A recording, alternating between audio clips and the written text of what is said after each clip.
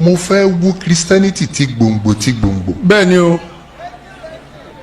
ṣe rí ẹ̀jẹ̀ tí ń kánlẹ̀ tó yẹn mo fẹ́ gbà tí ó gbẹ para tá a bá ti lè destroy crucifixion ìkàmágbélébùú. fẹ́ ìfẹ́nu rere sí gbogbo ènìyàn mo kí gbogbo ojú gbogbo ọkàn á kó àkókò yìí o yóò dára fún wa. aha síbẹ̀ ti rí fídíò tí mo play yẹn Mr. Elemoso ǹjẹ́ o lo bẹ̀rẹ̀ content creator àyìn bá ti rí eléyìí wọ́n ti mọ̀ pé òun create content ni ẹ wò Christian palẹ̀ pátápátá síbẹ̀ eléyìí kọ́ lẹ pogun síbẹ̀ eléyìí kọ́ lẹ dá wàhálà sílẹ̀. ẹ káàbọ̀ sí orúkọ ni ẹ wo ẹ jẹ́ ká farabalẹ̀ ṣe rí fídíò sẹ́ẹ̀ wò lọ yìí a máa play fún yín níbi tí wọ́n ti tú pẹ̀rẹ̀pẹ̀rẹ̀ àṣírí gbogbo bó ṣe ń lọ pátápátá ẹ ti mọ̀ wípé táwọn bá ti rí báyà wa kì í sọ ètí a bá sọ gan ayẹpa ti ṣe wádìí kúlẹ̀kúlẹ̀ pé ṣó ti tọ́ ni ọ̀rọ̀ yìí kó tó di pé àmú wá sórí kan ní fún ẹ̀yin olólùfẹ́ wa láti máa jẹ ìgbádùn gbogbo bó ṣe ń lọ lágbo òṣèré ìwọ tó bá ti subscribe bóyá subscribe o lè túbọ̀ máa jẹ ìgbádùn gbogbo bó ṣe ń lọ pátápátá lágbo òṣèré ó yẹ ká sojú abẹ́ǹkú bóyá.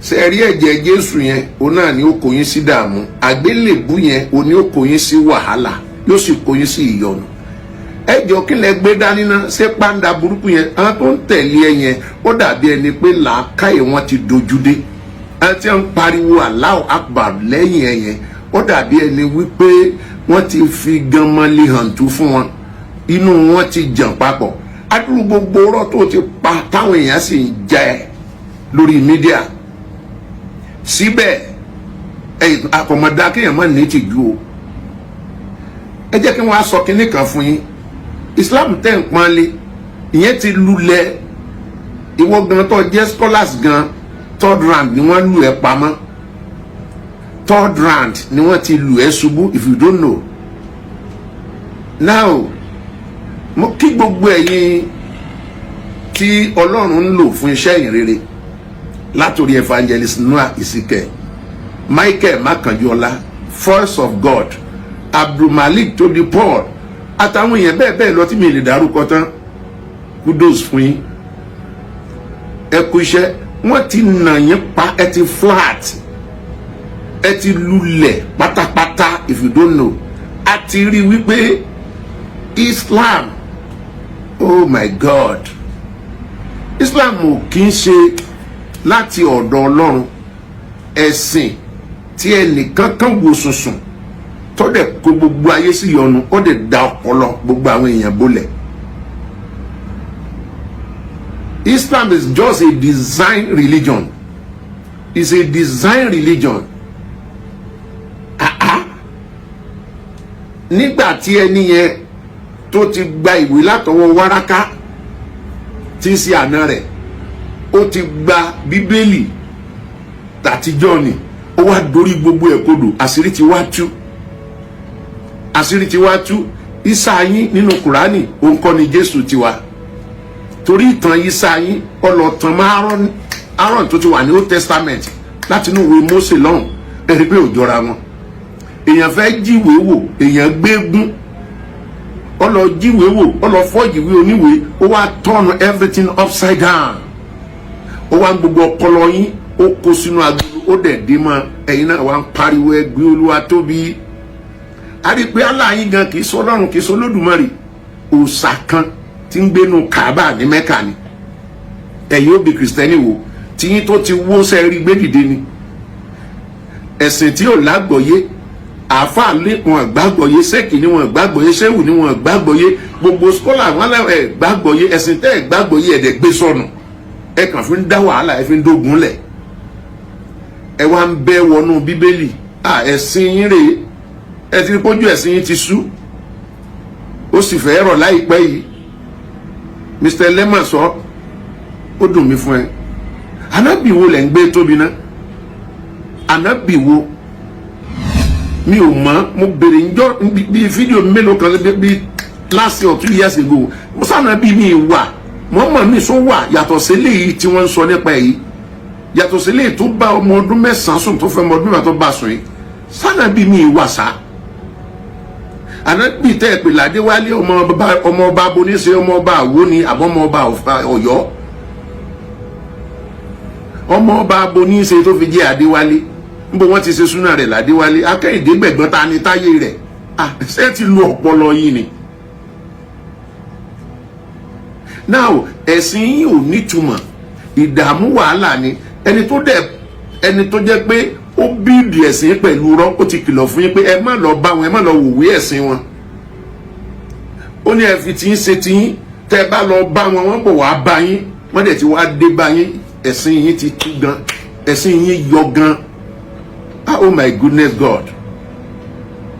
ẹnikẹ́ni tó bá kú nínú Islam nísìn ojú tì ní òjì ọmọ tó fẹ́ ṣe pé a ti gbọ́ pẹ̀lú gbogbo tó ń ṣẹlẹ̀ táwọn èèyàn ti tú fínífíní àti Kùránì àtàdít àti gbogbo àwọn ìwé ẹ̀sìn yẹn pátápátá ló ti sọ bẹ́sìn yẹn sì jẹ́ pé it's a design religion not a divine but a design religion tẹ́nìkan ṣoṣo kan kó gbogbo yín sínú wàhálà àti ìdààmú àti ìjì ìwọ wa lẹ máa bi Kristẹni wò pátápátá ìwọ àwọn tó jù ẹ lọ gan wọn ò rí ṣe àwọn tí ṣáájú wọn ò rí ṣe àbí wọn gangan ló ti bìwó ló ti lulẹ̀ pátápátá ọdún kejì ó ń lọ sí kẹta just round 3 ó ní wọ́n lù ẹ́ pamọ́ ẹ jẹ́ lọ tètè kẹ́ lọ rorí yín kẹ́ tètè mọ nǹkan mi tẹ́ mọ̀ ṣe iná yín ó ń dúró dè yín níbi tẹ́ ẹ dálẹ̀ sí. ṣùgbọ́n àwa tá a bá ń dé orí ètò ká jọ̀ọ́ torí Ọlọ́run ká máa bá wa pín pápá jùlọ gbogbo àwa tí a jẹ́ ọmọlẹ́yìn Kristi gbogbo àwọn onígbàgbọ́ òdodo gbogbo àwa tí a nígbàgbọ́ nínú ìpadàbọ̀ wá Jésù lẹ́ẹ̀kejì tá a sì gbà wípé ó ń bọ̀ láti wá kó àwọn àyànfẹ́ lọ gbogbo àwa tá a nígbàgbọ́ wípé ọ̀rẹ́ ẹlẹ́ṣẹ̀ ni Jésù pé ó wá sáyé láti wá kó ẹ̀ṣẹ̀ aráyé lọ àwa ni mò ń pè lásìkò yìí pé ká yọ ní gbólóhùn bíi 2 mẹ́ta lórí ètò yìí lónìí gbogbo ọ̀rọ̀ tí wọ́n sọ n ò ní fẹ́ kẹ́ sì mí tú n ní fẹ́ kẹ́ sì mí gbọ́ gẹ́gẹ́ bí orin bàbá wa ní Ìyá Adédòkun Ọlọ́run ṣẹ̀mí o mo sì fẹ́ gba ẹ̀san ní tèmi Ọlọ́run ṣẹ̀mí o mo sì fẹ́ gba ẹ̀san lára rẹ tó wá ní kì í ṣe pé bóyá orí mi kò pé rárá lórí gbólóhùn ọ̀rọ̀ tí mo sọ jáde n ò sì fẹ́ kẹ́nikẹ́ni sí ìtumọ̀ o Ọlọ́run ṣẹ̀mí o mo sì fẹ́ gba ẹ̀san ní tèmi. nígbà náà báwọn èèyàn bá gbọ́ dádì wa ní Ìyá Adédòkun bí wọn ò bá gbọ́ wọn lágbọ́yé tàbí tí wọ́n kánjú láti dájọ́ wọ́n lè mọ́ láǹfààní láti gbọ́ ọ̀rọ̀ ẹ̀mí tó jáde ẹ̀kọ́ téèyàn rí kọ́ nínú orin tí wọ́n kọ yẹn tí wọ́n sọ ọba kan ń bẹ o láyé àtijọ́ ó sì ní ọmọbìnrin awẹ́lẹ́wà kan èyí tó ti tó àkókò fún láti ní ọkọ ó bá tọ̀ bàbá rẹ̀ wípé bàbá mi ó tó àkókò fún mi láti ní ọkọ nìyẹn Ọlọ́run ni mo sì ń wá láti fẹ́ mo fẹ́ kẹ́ tọ́ mi sọ́nà ni mo ṣe wá o wá. bàbá rẹ̀ bá ránṣẹ́ sí olóòdẹ ìlú pé òun fẹ́ kó bóun ṣiṣẹ́ ńlá kan bó bá ti di lọ́jọ́ Sunday òun fẹ́ kí olóòdẹ ọlọ́bọ̀n dúró sí ẹnu ọ̀nà àbáwọlé sí ṣọ́ọ̀ṣì kó mú àdá dání ìbọn pẹ̀lú ọ̀kọ̀ gbogbo nǹkan tí èèyàn fi jagun ni kó dì mọ́ra tó bá ti dẹnu ọ̀nà ṣọ́ọ̀ṣì kó máa sọ wípé Ọlọ́run ṣẹ́ òun o òun sì mọ̀ pé àwọn ọmọ Ọlọ́run ni wọ́n ń wá ṣọ́ọ̀ṣì ń bí òun sì wá fẹ́ gba ẹ̀san lára àwọn ọmọ tí wọ́n bá ẹnikẹ́ni tó bá ti pèrè ẹ̀ lọ́mọ Ọlọ́run olóòdẹ ṣe bẹ́ẹ̀ lóòótọ́ Ọlọ́run dúró sẹ́nu ọ̀nà ṣọ́ọ̀ṣì ọ̀nà ilé ìjọsìn lọ́dọ́jọ́ ìsinmi tẹ́bá gbórin yẹn síwájú àwa tá a gbọ́ ńgbà náà àwọn alàgbà sápadà sílé nítorí àdá ìbọn ọkọ̀ ọ̀bẹ tálẹ̀ nìyẹn Ọlọ́run ó wà gbogbo wọn pátápátá ni wọ́n dìnnà ẹ̀ Ọlọ́run so àyàfi ọkùnrin kan ṣoṣo ṣàkùṣẹ ní ká pè é tó lòun ò lè torí ìbọn olúọdẹ àbí àdá rẹ̀ kóun ó dìnáì olúwa àti olùgbàlà òun ọlọ́run òun ò lè dìnáì ọlọ́run ṣe tọ́lọ́run bá ṣe ọlọ́ọ̀tọ́ tó sì fẹ́ gbẹ̀san ó yá gbẹ̀san lára òun. eléyìí ni wọ́n mú lọlé fún Ariwo ọmọ ọba wípé èèyàn ọlọ́run lélẹ́yìí. Now like I said ọ̀pọ̀ nínú wa nígbàgbọ́ ni pé Jésù ń padà bọ̀ lẹ́ẹ̀kejì ṣùgbọ́n kọ̀ọ̀kan nínú wa ti jẹ́ kó yé wa wípé Jésù ò padà wá nígbà kankan mọ́. Gbogbo ẹni tó bá nírú ẹ̀ lọ́kàn wọ́n wí bẹ́ẹ̀ fáwọn ìyá wa wọ́n sọ bẹ́ẹ̀ fáwọn bàbá wa pé Jésù ń padà bọ̀ nínú Bíbélì wọ́n kà tó bá di lọ́jọ́ kẹyìn pé ó ń bọ̀ láti wá kó àwọn àràyàn fẹ́ lọ. Wọ́n tiẹ̀ láwọn tí ó bá tètè gba Jésù tí wọ́n bá bá lọ ní ìrìn àkọ́kọ́ tó bá wá nínú ìpayín keke ẹkún ohun ìjìyà nínú ìrora ni wọ́n fi máa lè tẹ̀lé lẹ́ẹ̀kejì ní ó fi padà wá mú wọn lẹ́ẹ̀kejì. So wípé wọ́n rí ìjìyà tó ju ẹ̀mí wọn lọ. Ṣùgbọ́n òye tó yé wa ni wípé Jesus is not coming back. Ìyẹn gangan kọ́ mo bá wà ohun tí mo bá wà ni pé Jésù ò kú lórí igi àgbélébùú àmọ́ àpùrùfẹ́ ẹ̀ fún ilé ní. Mo fẹ́ kí gbogbo ẹ̀yin ọmọlẹ́yìn Jésù Kristi gbogbo ẹ̀yin tẹ́ ń lọ sí chọ́ọ̀chì tẹ́ ń ka Bíbélì yín máa fún yín ní ìṣẹ́jú bíi méjì kẹ́ fi gbé Bíbélì yín sọ́dọ̀. A fẹ́ proof nǹkan kan live program ni Mr. Soji is this a live program ni a fẹ́ proof nǹkan kan fúnra wa lónìí. Ìdí ni pé ọ̀pọ̀lọpọ̀ láàrin wa Bible carrier lásán ni wá a kàn ń gbé Bible lọ church lọ́jọ́ Sunday ibi tí ẹni tó fẹ́ dá wa lẹ́kọ̀ọ́ tàbí oníwàásù tó bá ní káàkà ńbẹ̀ nìkan la máa kà eléyìí tó kù àkì ń ṣí wò mọ́ tá a bá délé àkì ń ṣí Bíbélì wò mọ́. Tí ẹni tó bá fẹ́ wàásù bá dẹ̀ sọ wípé ẹ já lọ sí ìwé Àìsáyà orí 3 ẹsẹ̀ 1 dé 10 tó bá ti dé 10 tẹ́ bá ti fẹ́ tẹ̀síwájú sọ pé ó ti tó tẹ́ bá dẹ̀ ti dákẹ́ ńbẹ̀ ìyẹn tó dọjọ́ mi ọjọ́ rí ẹ ní lè ka ẹsẹ̀ 11 sí ẹsẹ̀ tó parí ẹ̀ kíní bẹ́ẹ̀ because possibly tẹ́ bá láǹfààní àti ka eléyìí tó kù ńbẹ̀ ẹ rí wípé ìwọ̀nba tó fẹ́ lò ń lọ yọ lò pé eléyìí tó tún kù ó possible kó tó tako nǹkan tí ó sọ yẹn. Like I said mo ní Jésù ò kú lórí igi àgbélébùú mo kọ́kọ́ ti proof point kan wípé Jésù ò padà wá mo rò pé yìí náà agree pẹ̀lú mi.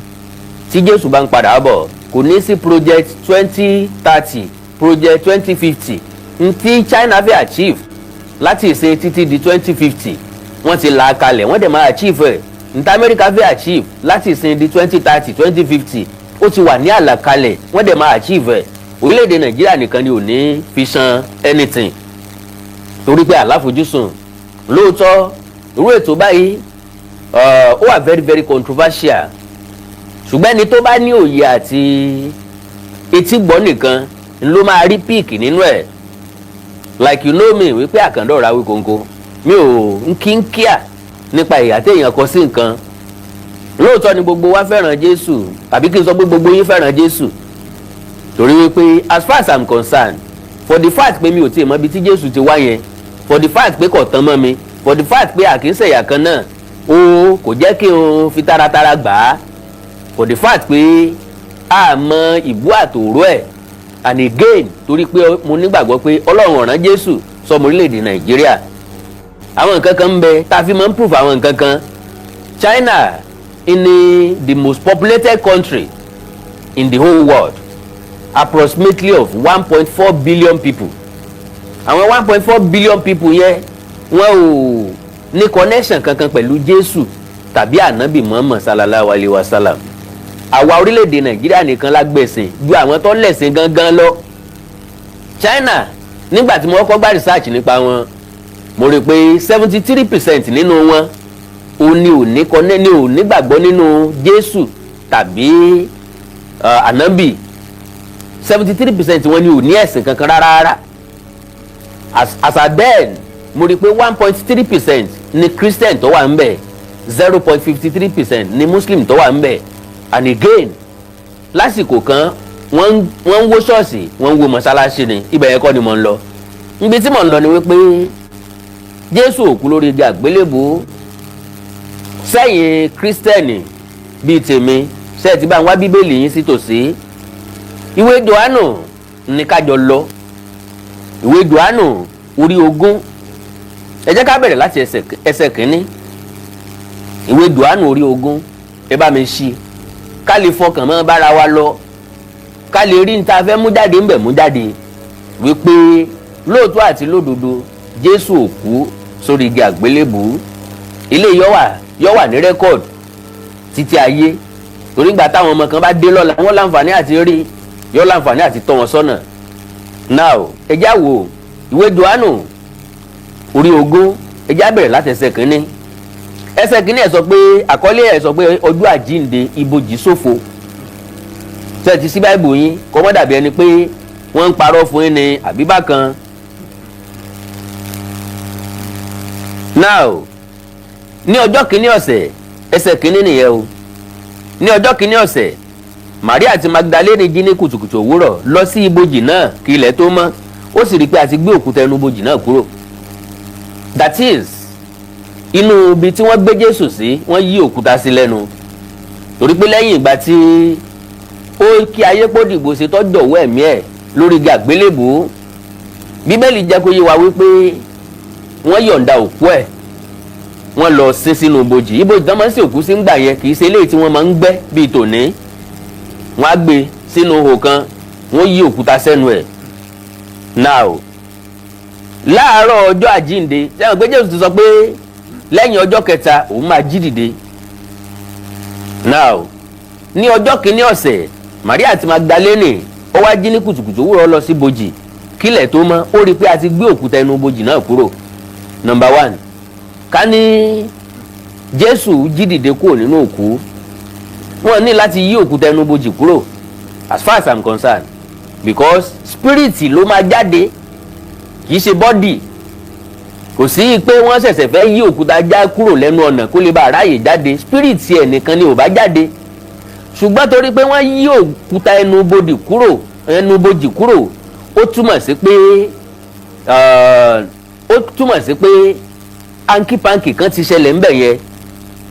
So now ó rí i pé a ti yí òkúta ẹnu ibojì náà kúrò. Ẹsẹ̀ kejì, ó ní nígbà náà ni ó sáré lọ bá Símónì Pétérù àti ọmọ ẹ̀yìn kejì èyí tí Jésù fẹ́ràn, ó sì wí fún wọn pé wọ́n ti gbé Olúwa kúrò ní ibojì. Look at that statement. Wọ́n ti gbé Olúwa kúrò ní ibojì. Àwa kò sì mọ ibi tí wọ́n gbé e sí. Màríà rí i pé wọ́n gbé kúrò ní, kì í ṣe pé kúrò ńbẹ̀. Wọ́n wá ní wọ́n ti gbé Olúwa kúrò ní ibojì. Àwa kò sì mọ ibi tí wọ́n gbé sí as far as I'm concerned. Now arrangement kan ti wà ńlẹ̀ bíi àṣà táwọn Yorùbá máa ń dáńgbà kan wípé láyé àtijọ́ tóbìnrin bá fẹ́ kọ́kọ́ yóò dìbọn bí ẹni pé òun kú. Ṣùgbọ́n láyé ìgbà yẹn gbogbo nǹkan tó bá jẹ́ property òkú wọ́n máa gbé lọ sínú gbòòrò, nínú gbòòrò náà máa lọ gbé òkú sí, wọn tí mọ́ gbẹ́lẹ̀. Àṣírí yẹn ló tú tó jẹ́ kí wọ́n bẹ̀rẹ̀ sí ní gbẹ́lẹ̀ fún òkú pé bẹ́ẹ̀ yẹn bá tiẹ̀ jí padà inú sàréè ni yóò jì sí. So tóbìnrin bá ti fẹ́ kọ́kọ́ nígbà náà yóò dìbọn pé òun ti kú, yóò ti kó tó díbọ́n yóò ti bá wọn ọ̀rẹ́ ẹ̀ dí. Kálukú wọn ṣàtìmọ̀ wípé ó níbi tí wọ́n máa ń gbé òkú sí, ibi tí wọ́n máa ń gbé òkú sí yẹn nínú gbòòrò ńbẹ̀ lòkú yẹn ó ti jẹrà.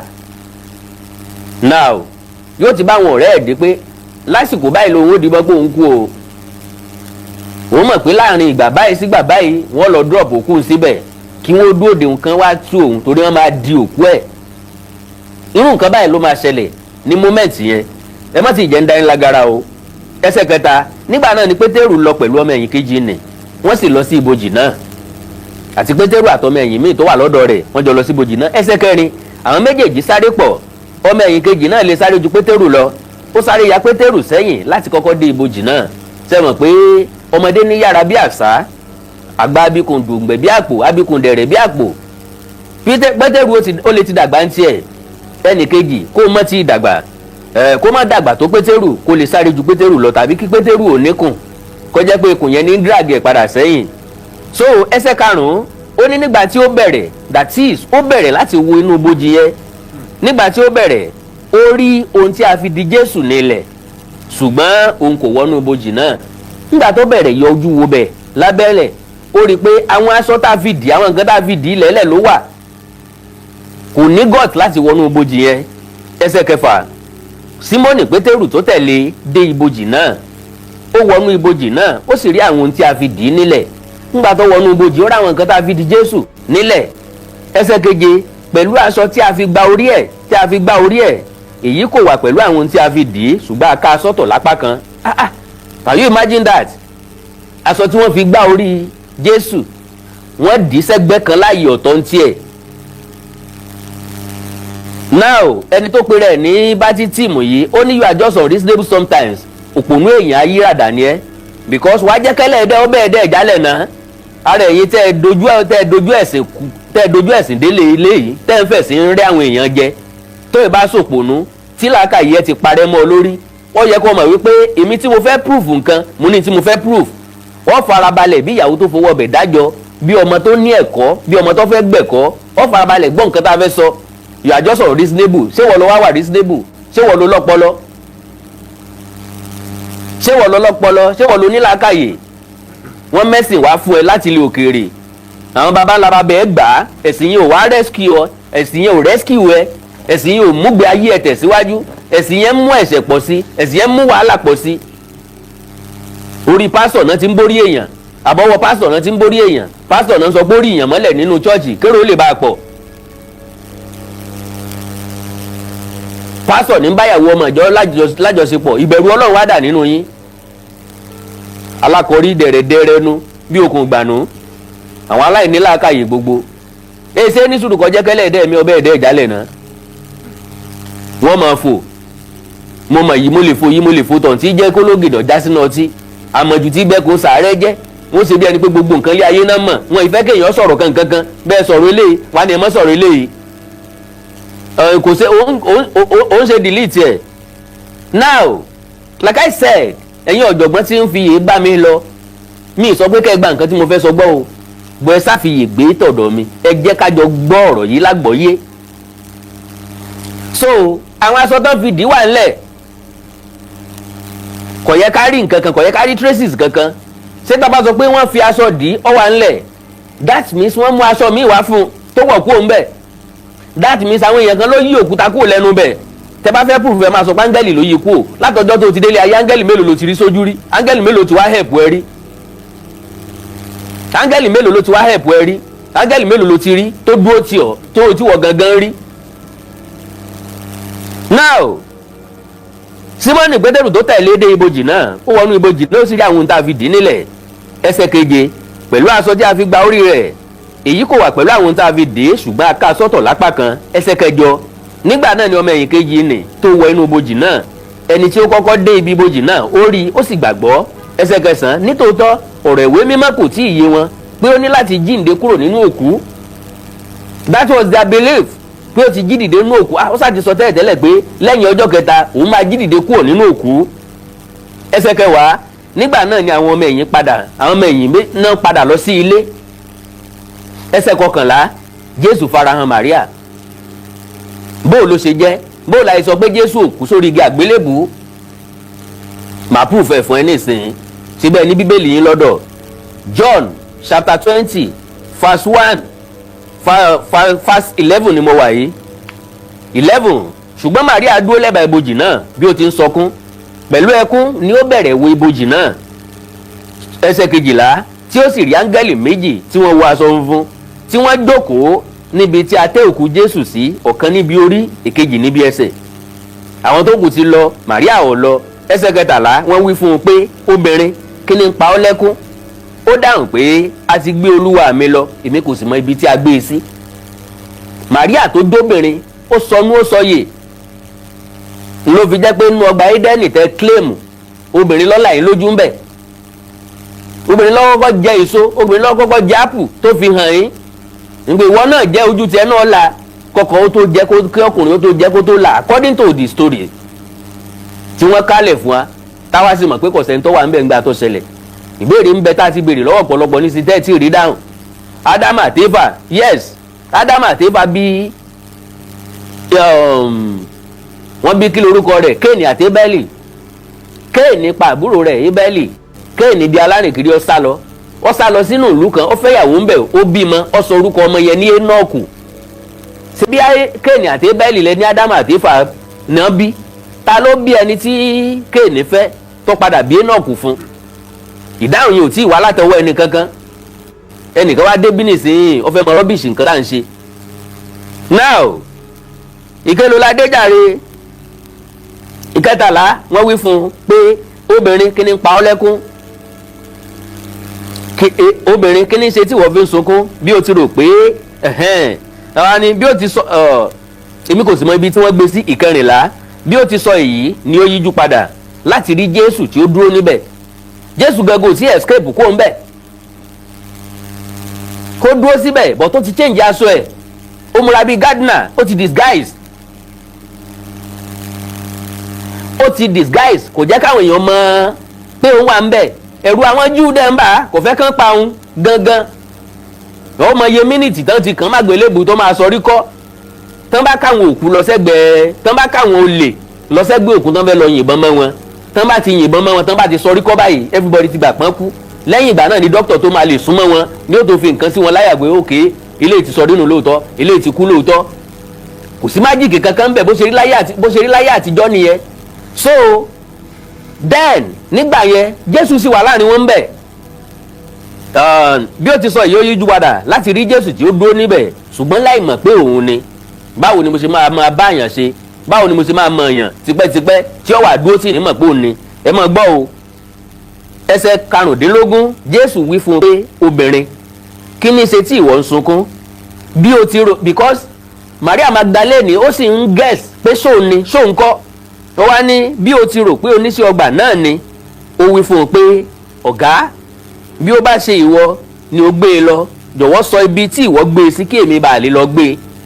Jésù ti disguise, ó ti múra bí mi. Ó wá ń sọ fún Maria Magdalene pé lọ́kàn ẹ̀ òun wo wípé ohun tó ń dúró lóyìn Jésù tó ń wá o. Maria tó wá sọ fún pé tó bá jẹ́yìn ilẹ̀ gbé kú ẹ sọ bí tẹ́ gbé sí, ẹ jẹ́ kí n lọ gbé Olúwa mi ká lè tọ́jú ẹ̀ dáadáa. Ok, jọ̀wọ́ sọ fún mi ibi tí ìwọ gbé e sí kí èmi bá lè lọ gbé e. Ẹsẹ̀ kẹrìndínlógún Jésù wí fún un pé Maria, ó sì mọ̀, ó sì wí fún un ní èdè Hébérù pé Rábúnì, ìtumọ̀ rẹ̀ ni ọ̀gá. Maria pè ní ọ̀gá. Ẹsẹ̀ kẹtàdínlógún tẹ́ bá ń bá mi lọ Jésù sì wí fún un pé má ṣe dì mí mú bẹ́ẹ̀, ká ní spiriti ni kò ní bẹ̀rù kéèyàn ó dì mú, tán bá fọwọ́ kàn án yóò ti sá lọ. Kàdé sọ reality eléyìí ò dẹ̀ fẹ́ jẹ́ ká wí. So ó sì wí fún un ní èdè Hébérù pé Rábúnì, ìtumọ̀ rẹ̀ ni ọ̀gá. Olùkọ́ni ni wọ́n ń pe Jésù, ọ̀gá ni wọ́n ń pe Jésù, aṣíwájú náà ń pe Jésù. Ẹsẹ̀ kẹtàdínlógún Jésù sì wí fún un pé má ṣe dì mí mú bẹ́ẹ̀, nítorí pé èmi kò tí ì gòkè lọ sọ́dọ̀ bàbá mi. Kí ni ń dá dúró tí ò fi tí ì gòkè lọ sọ́dọ̀ bàbá rẹ̀?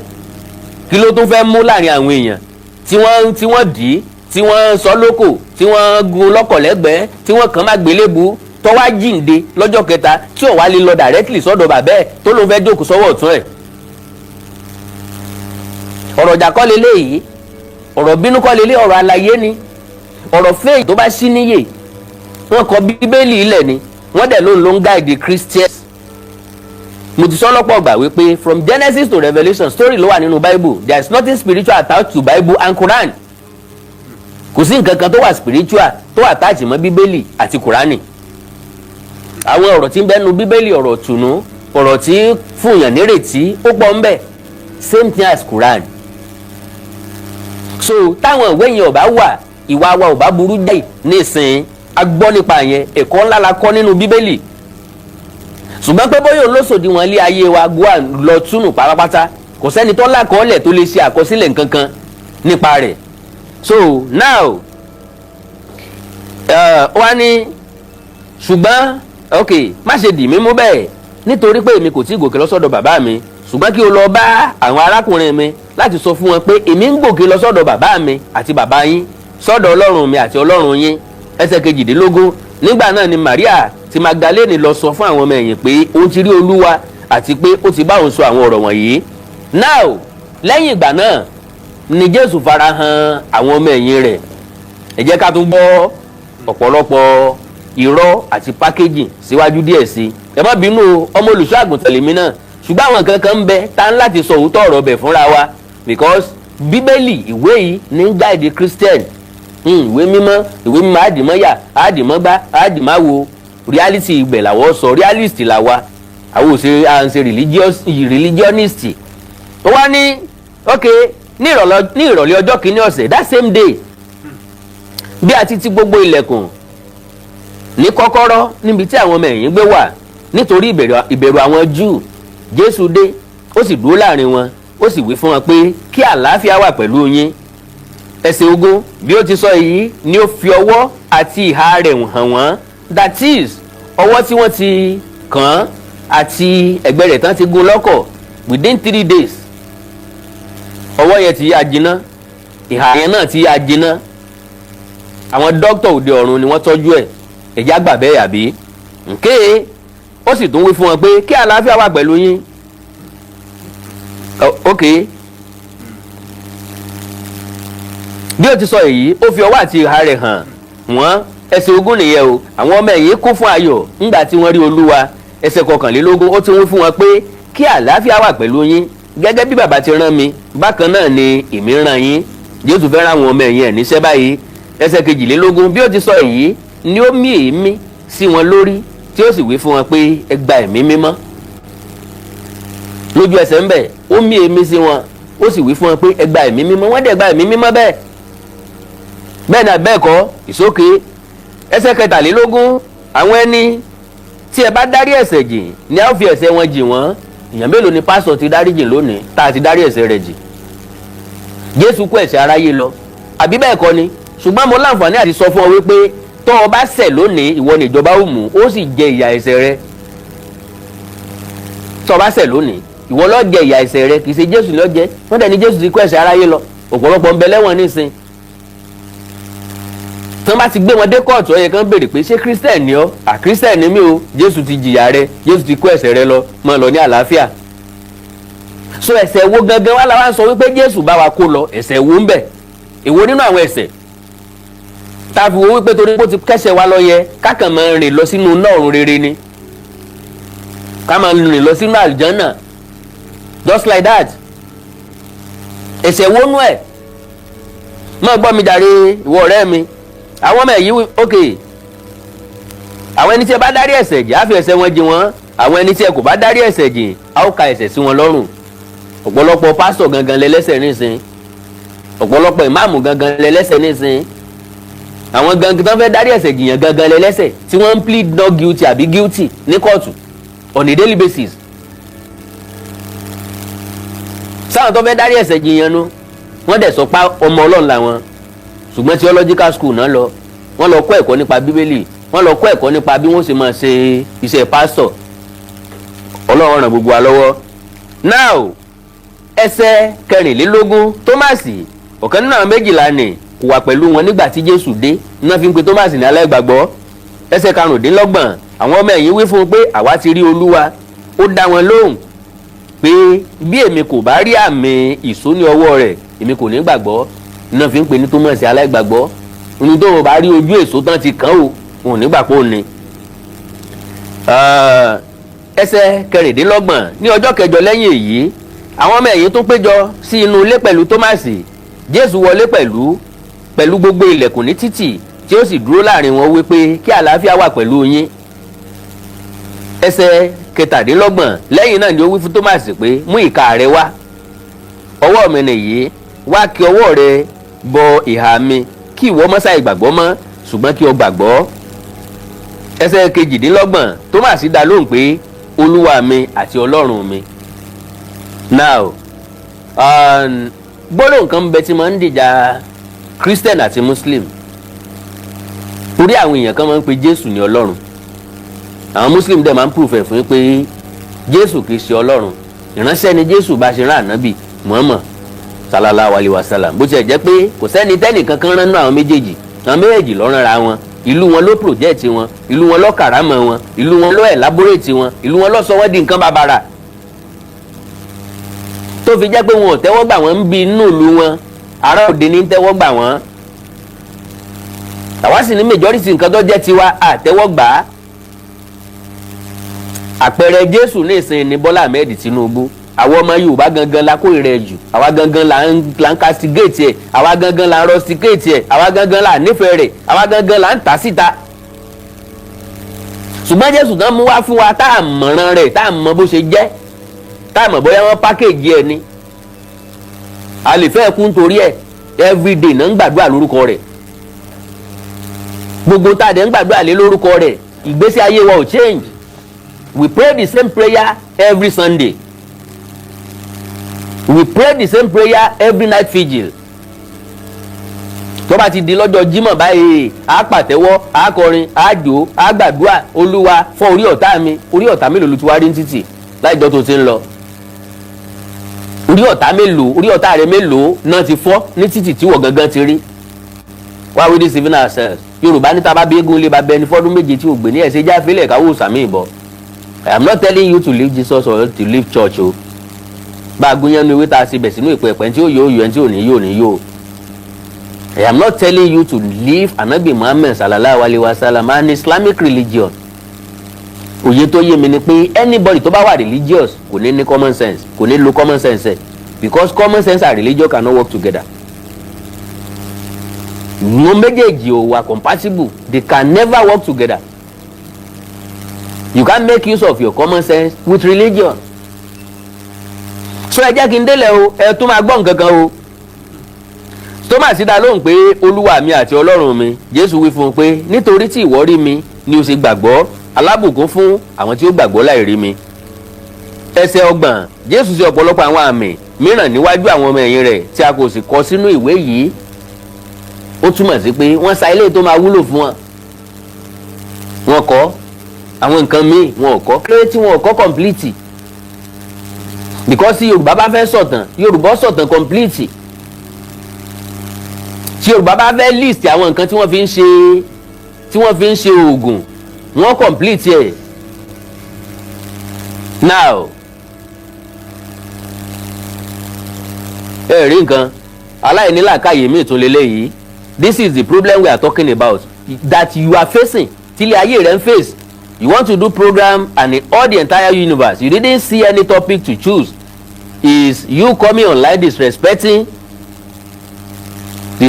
other religion as in Yoruba that I know we don't discrimination and I don't know who paid you to be saying all of this òpònú ayérada ni ọ́ nínú Bíbélì ẹni mo ní kó lọ gbé tó bá nígbàgbọ́ nínú ẹ̀ lóòótọ́ no matter how your age lákàyè ó dojú dé ó wà upside down anybody tí ò bá ti fẹ́ gbọ́ opinion ẹlòmíì kò sẹ́ni tó change mind ẹ̀ kò sẹ́ni tó sọ pé kó o mọ́ tẹ̀lé nǹkan tó tẹ̀lé but we will tell you the truth we tell you the reality ìwọ lè mọ́ face reality tó bá padà yá wa padà face ẹ̀ náà torí tó bá ti dárúkọ ṣé bẹ́ẹ̀ rí picture tó wà ní fídíò mi lórí YouTube ṣé picture Jésù nu picture Robert Powell àti Jim Caviezel ńlẹ̀ ń gbé sí frame nínú church yín nínú ilé yín tẹ́ ń pè láwòrán Jésù ta ló ya fọ́tò Jésù ta ló ráwòrán Jésù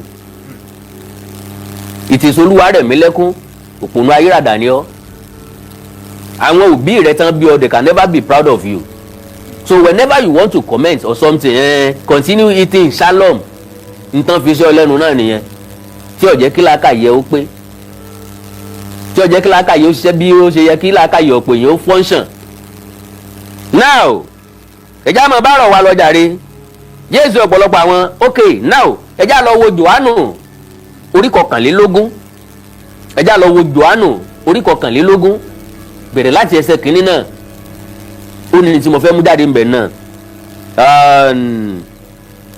lẹ́yìn èyí ni Jésù tó farahàn àwọn ọmọ ẹ̀yìn rẹ̀ létí bèbè òkun Tiberia báyìí ni ó sì ṣẹlẹ̀ story ni o gbogbo tó wà nínú Bíbélì pátá story ẹsẹ̀ kejì Símọ́nì Pétérù Tómásì tí a ń pè ní ìbejì Nathaniel láti Kénà ti Gálílì àwọn ọmọ Sébédé pẹ̀lú àwọn ọmọ ẹ̀yìn méjì mìíràn péjọpọ̀ ẹsẹ̀ kẹta Símọ́nì Pétérù wí fún wọn pé èmi lọ pẹja wọ́n wí fún un pé àwa náà yóò bá ọ lọ wọ́n jáde lọ wọ́n ń wọnú ọkọ̀ ojú omi wọn kò sì mú nǹkan kan ní òru ọjọ́ náà ẹsẹ̀ kẹrin bí ilẹ̀ ti mọ́ ni Jésù farahàn ní etí omi náà kí ló dé tí ò farabalẹ̀ lọ́dọ̀ bàbá rẹ̀ tó ti lóun fẹ́ ní ìsinmi lọ́wọ́ tó Olódùmarè tó ń fẹ́ jókòó sí wáyé tí tó ń tẹ̀lé wọn káàkiri wáyé tó ń wá wọn káàkiri tí odò so bẹ́ẹ̀ náà lòkú ṣe máa ń wálé láyé àtijọ́ tí wọ́n sọ pé òkú ní dalérú yìí o,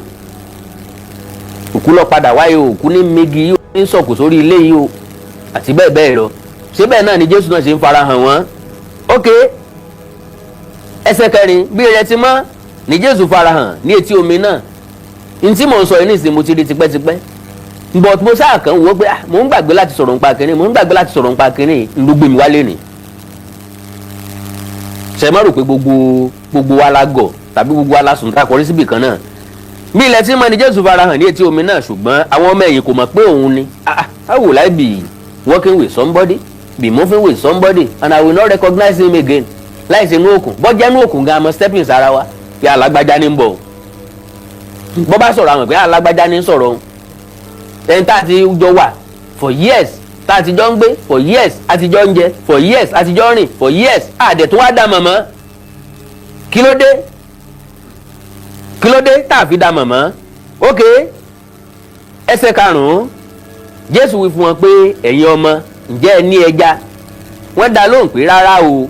ẹsẹ̀ kẹfà wí fún wọn pé ẹ ju àwọn yín sí apá ọ̀tún ọkọ̀ ẹ̀yin yóò sì rí.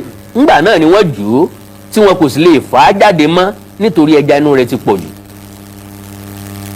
now Olúwadámiláre onímúra sí they play my fan. ẹsẹ̀ keje ó ní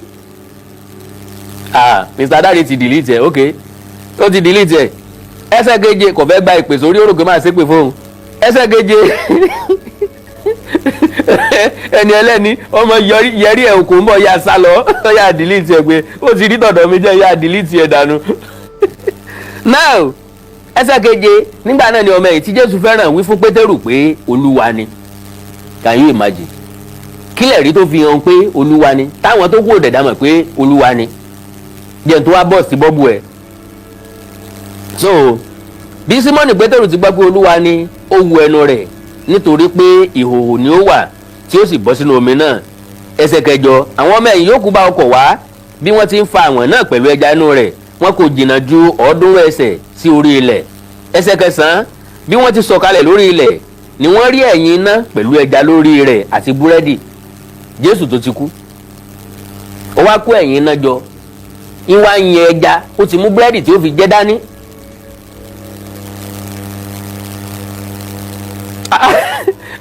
Prime Ṣẹ́gun greatness ẹ̀yin náà kọ ha. ok, Jésù tó ti kú, ó wá dúró dè wọ́n létí odò, then wọ́n wá pa ẹja dé, ó wá ti dáná ẹ̀yìn iná sílẹ̀ kan tó dé, ó kẹja sórí ẹ̀, ó ti ra búrẹ́dì tó fẹ́ jẹ,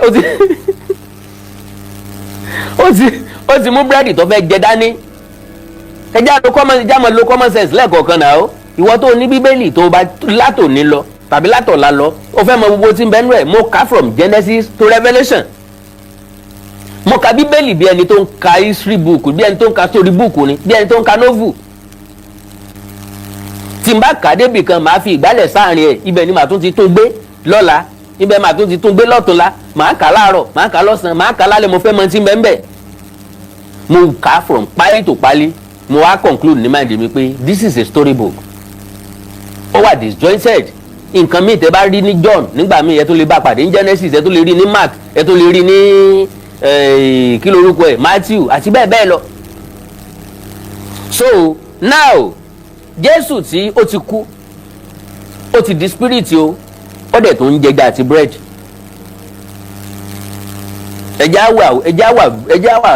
ẹja ronú wa jinlẹ̀jinlẹ̀ náà. àti afárá oyin àbí ó foyin náà jẹ́, Ọlọ́run ràn gbogbo wa lọ́wọ́. so ẹ jẹ́ ká ronú jinlẹ̀ náà. ẹni tó bá ti di spirit kò lè jẹ́ǹjẹ ayé mọ́. mo ti kọ́kọ́ ní problem láti bí pé wọ́n bí pẹ̀lú oyún ẹ̀mí mímọ́, because research àti àwọn scientists jẹ́ kó yé wa wípé kò sí ẹni tí wọ́n bí láìsí ìdàpọ̀ ọkùnrin àti obìnrin. látijọ́ tí mo ti délé ayé, mo ti lé 50 nísìnyí, ó yẹ kí n ti wá rí ẹlòmíì tán máa bí pẹ̀lú oyún ẹ̀mí mímọ́. wọ́n kùkù story fún yín, wọ́n package ẹ̀ dáadáa, wọ́n fi ìwé tí ń dì í, ẹ accept ẹ̀. àwọn tó kó baba ńlá baba yín lẹ́rú, wọ́n mú religion wá fún yín, ẹ sáré gbà, ẹ hàn pọ́nkán. ẹ máa gbàdúrà, ẹ máa mérí, ẹ máa sọ kúkú sókè, ìgbàdógójì èrò wájà. at the end of the day story wa ò change, ìgbé ayé wo yí padà. the only thing you can convince me with Christianity òun ni pé ẹ ti ń lọ chọ́ọ̀chì yìí, gbogbo ẹ ti ń lọ chọ́ọ̀chì yìí lórí ṣe, gbogbo ẹ ti ń lọ chọ́ọ̀chì yìí ló níṣẹ́, gbogbo ẹ ti ń lọ chọ́ọ̀chì yìí ló bímọ, gbogbo ẹ ti ń lọ chọ́ọ̀chì yìí ló nígbéyàwó alálùbáríkà, gbogbo ẹ ti ń lọ chọ́ọ̀chì yìí ló kọ́lé, gbogbo ẹ ti ń lọ chọ́ọ̀chì yìí ló ra mọ́tò. Ọlọ́run ò kórìíra ẹnìkan kó fẹ́ràn ẹnìkan débi tí ó gbọ́ àdúrà ẹnìkan tí ò ní gbàdúrà ẹnìkejì. What are you telling us? What are you talking about? Ọlọ́run ò lè kórìíra ẹnìkan kó wá fẹ́ràn ẹnìkan kó wá jẹ́ pé ẹni tó fẹ́ràn yẹn làdúrà tiẹ̀ ó gbà. Àwa tó kù ọ́ máa forí wọn lẹ̀ á máa torí òkè kan dórí òkè kan. Ọlọ́run ò yẹ kó rorò tó bẹ́ẹ̀ yẹn náà ó. Wọ́n sábà ti gbàdúrà sí ló yẹ kó gbà wá kó dá wa lóhùn àdúrà wa. Now búrẹ́dì ẹja búbú àbí àti afárá oyin ni Jésù jẹ ẹni ẹlẹ́ni. Okay.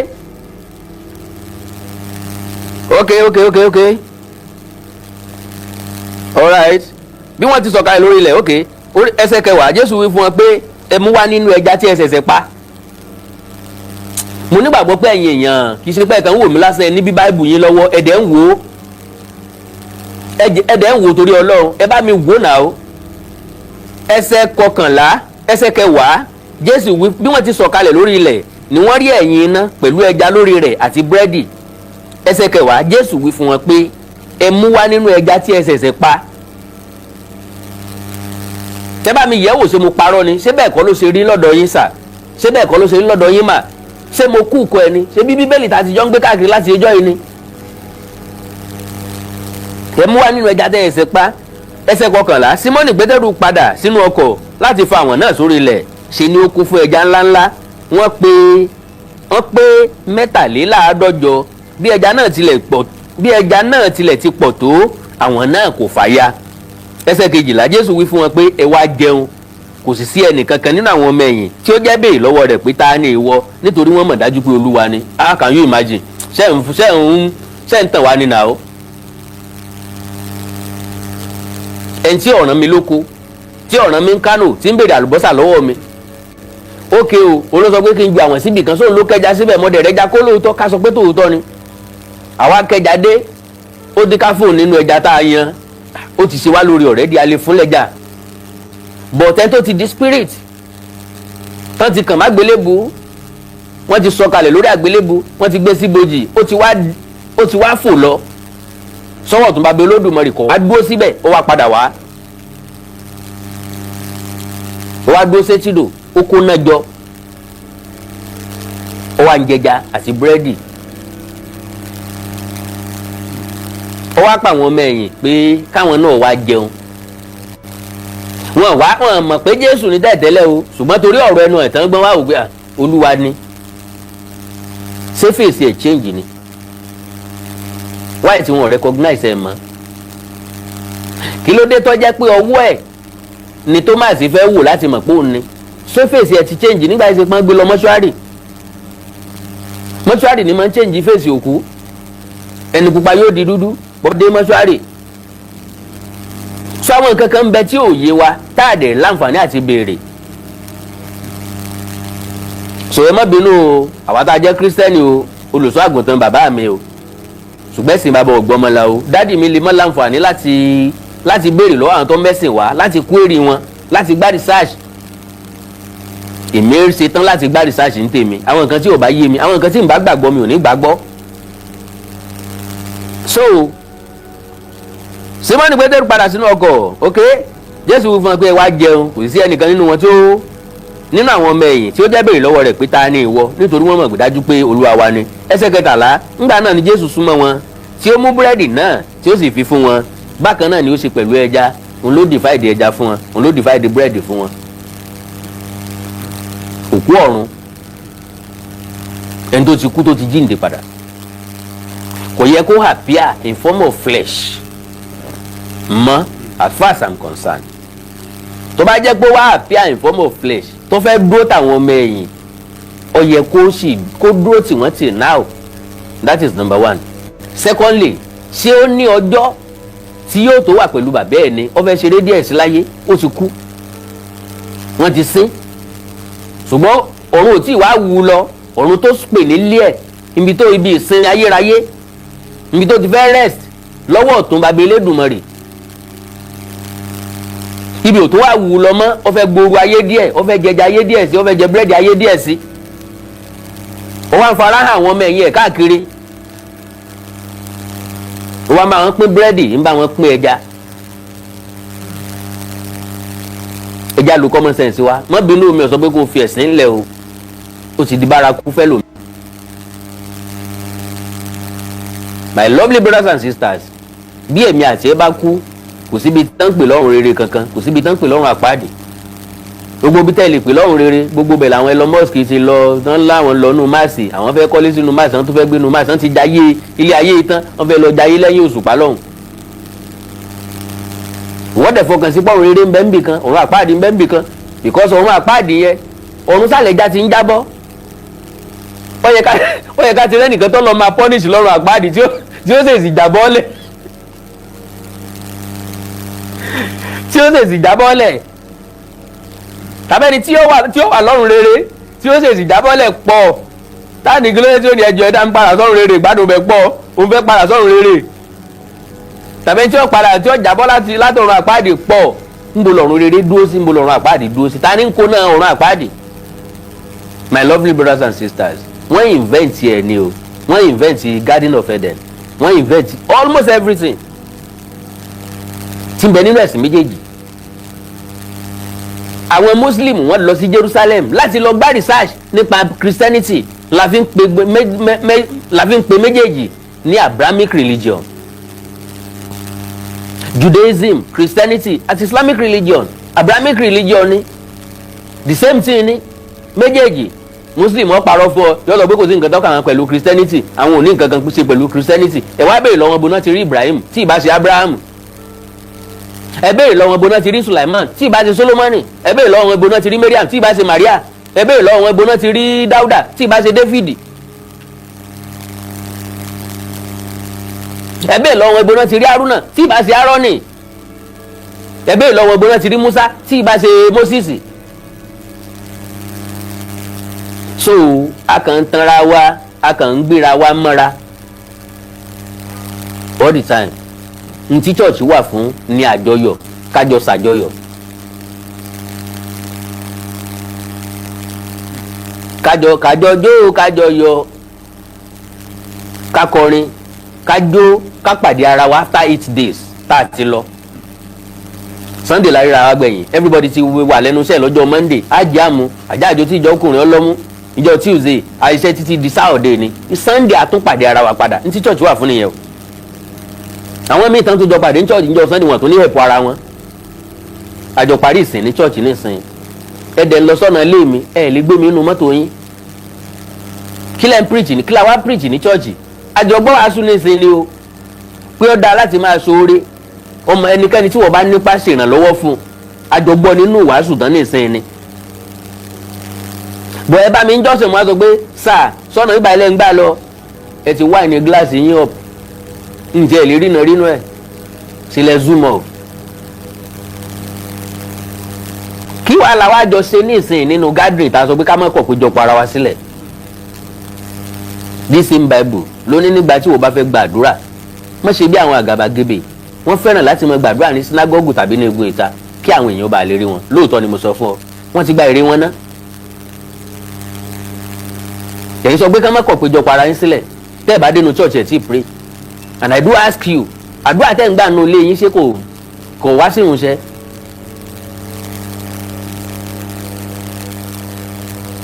Kò sẹ́ńtì gbàdúrà nínú wa torí gbàdúrà tún ní lára jèpè lọ. Ṣùgbọ́n mi nílò láti débì kan kí n tó gbàdúrà kádùrà mi ó tó gbà. Torí pé láti bẹ̀rẹ̀ ìgbésí ayé mi èmi ò màdúrà gbà rẹpẹtẹ lẹ́yìn kí n dúpẹ́ lọ́wọ́ Ọlọ́run fún mímí síta mímí sínú tí n ò fowó rà, fún afẹ́fẹ́ àlàáfíà tí ń fẹ́ sí mi lára tí n ò fowó rà, fún lílajú sáyé tí mo mọ̀ pé mi ò ní lè láńjọ́ kan mọ́. Kò sí bó ti wù kẹ́dà ọpẹ́ láyé tó owó díjú ò ní lè láńjọ́ kan. Ó agbá tá à ń fi ń gbá sọ dúró yìí kò ní gbé mọ́, ẹsẹ̀ ò ní gbé mọ́, gbogbo ẹsẹ̀ yìí gbogbo ẹnu yìí yóò padé kò ní là mọ́. Bẹ́ẹ̀ mi bá fẹ́ bọ́ téèyàn bá yanu tó wá kọwọ́ sí lẹ́nu ọwọ́ rẹ̀ di gbére ṣòkòtò wèrè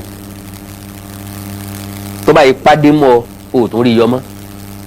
ló fi jẹ́ pé bọ́mọ bá faint tọmọ bá dákú tí gìrì mú ọmọ síbi wọ́n fi sí lẹ́nu kì í ṣe ká o ó di kúkúrúkù tó bá ipa yín dé mọ́ òde adẹ́tẹ̀gbénu òde agéka gbé. So my lovely brothers and sisters, now lẹ́yìn oúnjẹ ok nígbà náà ni Jésù súnmọ́ wọn tí ó mú búrẹ́dì náà tí ó sì fi fún wọn bákan náà ni ó sì pẹ̀lú ẹja ó fún wọn lẹ́ja àti búrẹ́dì. Ẹsẹ̀ 14 èyí jẹ́ ìgbà kẹta tí Jésù farahàn àwọn ọmọ ẹ̀yìn rẹ̀ lẹ́yìn ìgbà tí ó ti jíǹde kúrò nínú òkú ó jíǹde kúrò nínú òkú bọ̀tẹ̀rù àwọn Júù ń bà á ó ní kí Màríà Magdalene ọmọ fọwọ́ kan o só tún fẹ́ kú lẹ́ẹ̀kejì ni ṣé èèyàn máa ń kú lẹ́ẹ̀mejì ni because ó yẹ kó fi ṣe surprise fáwọn Júù bí Màríà ṣe rí yẹ tó dì í mú yẹ kó sọ pé ẹ wá wo Jésù Olúwa mi tẹ́ rò pé pa ṣe é ti rí o ẹ ò rí pa o ibà nìkan ni wọ́n ń pa wọn kì í pa o Olúwa mi lélẹ́yìí o káwọn Júù ó fẹ́ dì mú kó disappear. Eléyìí ìbá ní àkọsílẹ̀ rere nínú Bíbélì fún wa ju ilé tí mò ń kà yìí lọ. mi sọ pé kó gbọ́ o mi sọ pé kó mọ́ gbọ́ ọkọ̀ kan mi o tèmi àkàndọ̀rọ̀ Awíkonko ní láti sọ mo mọ̀ pé majority ò ní like program tí mo ṣe rárá majority ò ní like rárá but me have to say it inú ọmọ bí majority ni bí ṣe ń ba ṣọ́ọ̀ṣì wa jẹ́ òye bí ṣe ń bẹ̀sìn wa jẹ́. You can never be a Christian than myself. Inú ẹ̀ wọ́n bí mi sí but àwọn nǹkan kan wà níbẹ̀ tó jẹ́ pé kì í ṣe reality. Ìjọ tá a bá drop ẹ̀sìn tá a bá gbé wọ ọmọlúwàbí wọ̀ pásọ̀ tí ó bọ ọmọ tí ó bá yàwó ọmọ ìjọ sùn ó ń preach in church wọ́n dẹ̀ ti ní time tí wọ́n jọ pàdé lóòtẹ́ẹ̀lì wọ́n tún mọ fọwọ́ ṣàpèjúwe fúnra wọn 3 o'clock fún ìgbà kẹta ó ti mọ̀ pé 3 lọ́sọ̀hún fún ìgbà kẹta jẹ́ yọjú sáwọn ọmọ ẹ̀yìn rẹ̀ obìnrin náà ti kánà pé 3 o'clock àbí ẹni tí ó pààyàn ń bẹ ń ṣọ́ọ̀ṣì ń bẹ ń mọ́sálásí olóògùn owó tí ó fìyàn góṣẹ́ ẹni tí ó fìyàn wá gbára àwọn tí ó jíyàn gbé àwọn tí ó lo oko olè àwọn agbanipa wọ́n lọ church wọ́n lọ mosque ńjọ́ Jímọ̀ wọn ò kí ń mísì ẹ̀ irun wọn ò tẹ̀tí wọn mísì irun rí iṣẹ́ láabi wọn ò dẹ̀ fílẹ̀.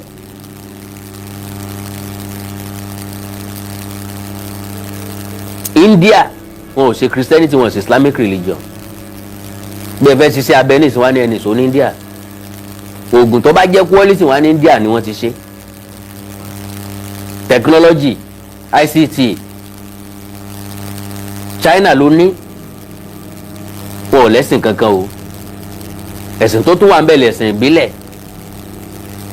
òòṣà eré òòṣà ni wọ́n ń bọ sáàtọ̀ pé èṣù ló fún wọn níyàn àbí wọ́n ń boast ìtakàngbẹ́ pẹ̀lú orílẹ̀-èdè Amẹ́ríkà ìta Amẹ́ríkà bá tó fẹ́ àwọn ní táwọn fi pa gbogbo àgbáyé run o Amẹ́ríkà ń boast lórí ìlú míì ẹ̀ ń bá kọjá yìí àwọn ó ju àdó o gbogbo wọn ti wà àtàlà tí wọ́n múra lẹ̀ ìgbà wo Jésù wá fẹ́ dé ṣé Jésù gan lè withstand àdó olóró tí ń bẹ nísìn ṣé Jésù lè withstand mísáìlì ìsìn Jésù tí ò lè withstand hammer àti èso lásán wọ́n bí pẹ̀lú yẹ̀mí mímọ́ right àbí ṣùgbọ́n wọ́n ń dá dọ̀bálẹ̀ wọ́n ń kọ́ ẹgbàá bò wọ́n gbé àgbélébù kọ́ lápá pé kọ́ máa gbé nìṣó níbi tí wọ́n ti kàn án fúnro rẹ̀ ní ṣẹ́gi tí wọ́n fi wí and to you gbogbo ìyàtọ̀ jẹ yẹn ìyàtọ̀ yẹ kí wọ́n jẹ ni my brother tí ìyàtọ̀ bá tọ́ sí ìyàlẹ́nu iṣẹ́ wọn ó fi jẹ́ o wọ́n nà o ọ̀ ń kọ́ṣẹ́ lọ́wọ́ ọba ní iṣẹ́ ọ̀gá rẹ jẹ́ ìwọ lọ́ọ́ jẹ̀yà rẹ o so Àkàndọ̀rọ̀ Awíkonko mi ò fẹ́ pẹ́ jù so èyí jẹ́ ìgbà kẹta tí Jésù fara hàn ọmọ ẹ̀yìn rẹ̀ lẹ́yìn ìgbà tí ó ti jíǹde kúrò nínú òkú ẹsẹ̀ 15 lẹ́yìn oúnjẹ náà ni Jésù wí fún Símónì Pétérù pé Símónì ọmọ Jòhánù ǹjẹ́ ìwọ fẹ́ mi ju àwọn yìí lọ ǹjẹ́ ìwọ fẹ́ mi ju àwọn yìí ó dáhùn pé bẹ́ẹ̀ ni Olúwa ìwọ mọ̀ pé mo fẹ́ ọ Jésù wí fún un pé máa bọ́ àwọn àgùntàn mi, máa bọ́ àwọn àgùntàn mi. Ẹ̀yin pásítọ̀, ẹ̀yin ló yẹ kẹ́ ẹ máa bọ́ àwa ọmọ ìjọ. Ẹsẹ̀ 17 ó tún wí fún lẹ́ẹ̀kẹta, Símónì ọmọ Jòhánù, ǹjẹ́ ìwọ fẹ́ mi? Ó dùn Pétérù pé ó tún béèrè lọ́wọ́ òun lẹ́ẹ̀kẹta, ǹjẹ́ ìwọ fẹ́ mi? Ó sì wí fún un pé Olúwa, ìwọ mọ̀ ohun gbogbo, ìwọ mọ̀ pé èmi fẹ́ ọ. Jésù wí fún un pé máa bọ́ àwọn àgùntàn mi. Orí ẹsẹ̀ 22, nítòótọ́ òdodo ọ̀rọ̀ ni èmi ń sọ fún ọ, nígbà tí ìwọ sì wà ní èwe, ìwọ fúnra rẹ ní sán ṣòkòtò rẹ, tí ìwọ sì ń lọ ibi tí ó bá wù ọ́.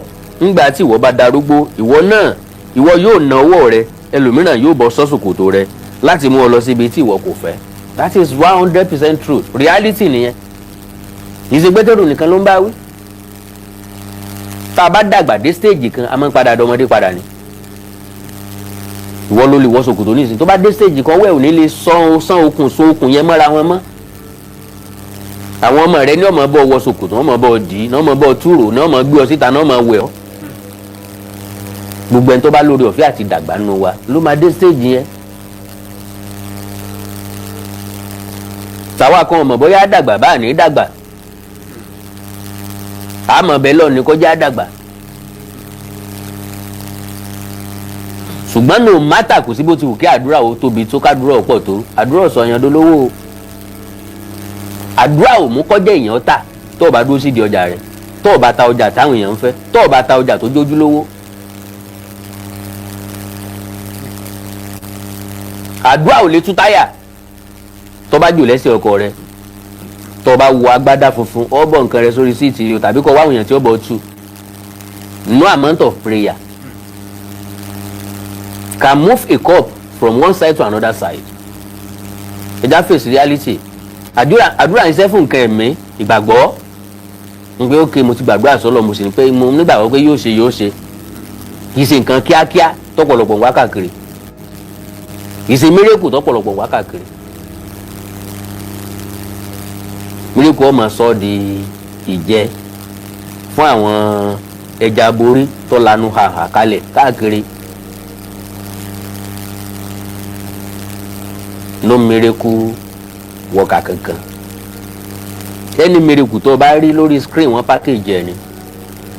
Mi Àkàndọ̀rọ̀ Awikonko lèmi sọ fún ọ bẹ́ẹ̀. Gbogbo àwọn tán láwọn ṣe miracle àṣírí wọn ti ń tú àbí àṣírí wọn padà tún tú náà ni. So ẹsẹ̀ 19 ó fi èyí tọ́ka sí irú ikú tí Pétérù yóò fi fògo fún Ọlọ́run. Irú ikú wo ni Pétérù fi fògo fọ́lọ́run? Ṣé Pétérù kan náà sọ sínú agbada gbígbóná? Tọ́ra àwọn ibì kan bẹ tí wọ́n ti ṣàlàyé ikú tó pa àwọn ọmọ ẹ̀yìn méjèèjìlá.